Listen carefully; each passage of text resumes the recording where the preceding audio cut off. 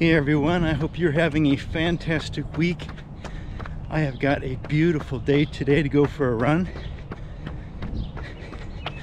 And welcome back to another video here on Keep Running with BK. And in today's video, I'm going to be talking about trying to figure out what this Zone 1 warm-up should really be about. If you watched last week's video, you might have noticed that I confessed I'm not very good at this warm-up thing, and it's something I've never really given much credence to. But as a runner who wants to constantly get better and constantly learn, I decided that this week I was going to set out with the focus of nailing Zone 1 for my warm-ups to see what I can learn, and I'm prepared to share those initial insights with you in today's video. So stay tuned, we'll be right back right after this.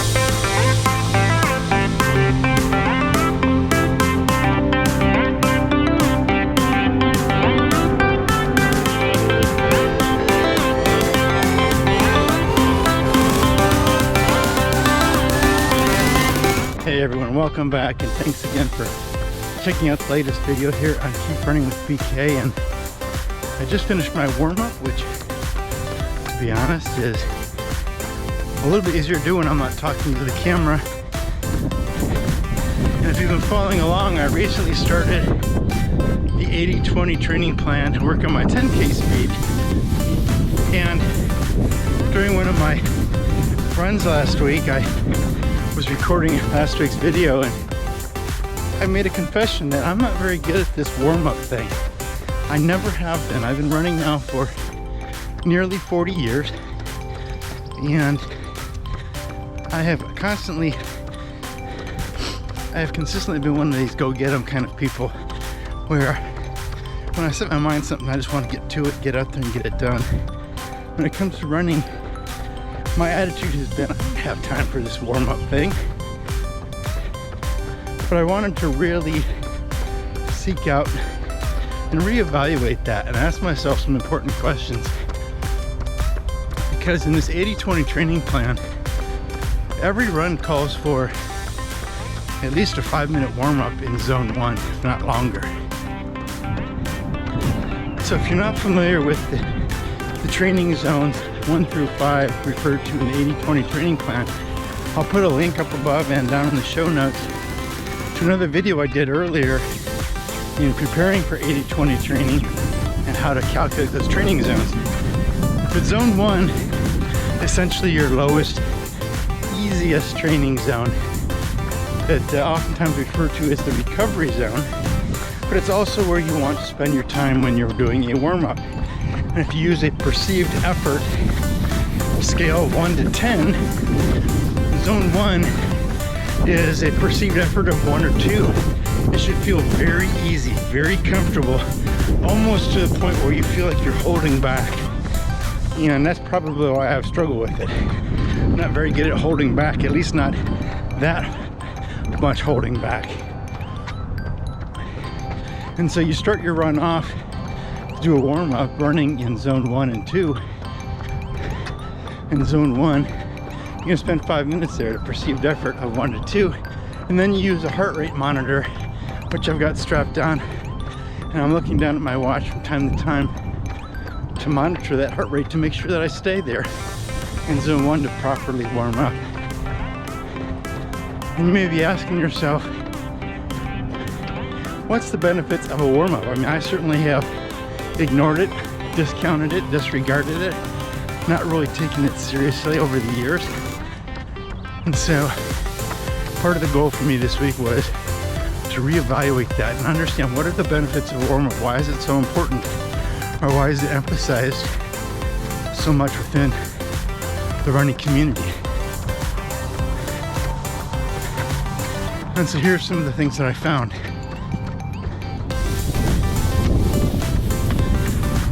So when we start running or doing any sort of physical activity, our bodies very quickly will begin to demand more oxygen, and our body begins to produce byproducts that need to be removed from the bloodstream. And so one of the things that we want to do with the warm-up is to redirect the blood flow that has been sent elsewhere to our working muscles to provide those needs. Now, on a typical day, I wake up, roll out of bed, put on my clothes, and head out the door immediately for a morning run, or I'm sitting at my desk working for the morning, and as soon as my meetings are done or it's time for that lunch break to head out the door for a run, I head out the door and I go right into my run, get it done, and then right back in the chair for the next meeting or for the next task. And I want us to think about, what is my body doing? Well, if I've been sleeping, my blood has been focused on delivering what it needs for my body to repair while I'm sleeping. Rebuilding muscle tissue. Other organs are the focus of that blood flow. If I'm working, the blood flow is focused on delivering what my brain needs, my neurosystem needs. I'm gonna try to talk over these lawnmowers here. If I've just eaten, or if I'm eating and snacking while I'm at my desk, and my body is delivering the blood to the inner organs and things like that that are doing digestion and other sorts of things. And so if I transition real quickly from that to running, and I shift the demands that my body has, that can put a lot of undue stress on the body. That's one of the main goals I'm learning and coming to appreciate, is gradually warming up the muscles, gradually giving the body the time to redirect and reprioritize the blood flow and the function that I need it to do. And by gradually warming up, I'm essentially then reducing the stress on the body and the working systems. And less stress and things like that makes the body feel good. It makes the body perform at a more optimal level. And that's the amazing thing about the body. It is so efficient. And it prioritizes what its needs are. And so as runners, the reason why warm-up is so important is to give the body a chance to reprioritize its functions, redirect its focus. In the long run, no pun intended, it helps reduce the risk of injury, and it prepares the body better for the type of training that we want it to undergo. You know, it also helps in reducing muscle soreness. Now, the focus of this video really is on the warm-up, but the same thing applies to the cool down. We've been stressing out our body. We've been working it hard. We reprioritized where everything's going, but gradually cooling the body down, allowing the muscles to cool down, allowing the body to start to slowly shift and redirect its priorities will also help us in the recovery process. But that's probably a focus for another video, and it's another topic that I'm not very good, or another focus that I'm not very good at. Now you may be asking yourself, you're breathing awfully heavy for running in zone 1. Well, I'm actually running in zone 2, and I'm also running uphill. Just for those of you watching, keeping you in check. If you're new here and you've been enjoying the content here on this video, I would encourage you to check out other videos on my channel. consider clicking the like button. I'd always appreciate that. Brings awareness to the channel, helps YouTube point additional running content seekers to the channel. And I'd like to invite you to subscribe to the channel so you don't miss out on future topics, whether it's 80-20 training, Maffetone training, training for various race distances like the 10K and the marathon for me this year, the half marathon, ultra marathons in years past. We talk about all things running with the goal really to help you to continue to learn, continue to improve, and ultimately to keep running. And something else we're doing with the channel this year is once a quarter we're conducting a virtual event for the channel. And last quarter we did a virtual 5K prediction run, which was a lot of fun. And this summer, in the June time frame, we're going to be doing a virtual backyard event. So you'll want to check back with the channel to hear more details that I'll be sharing in the next week or two, so you can sign up, participate, and have fun with the rest of us. So the last question I want to talk about that we often then have is what happens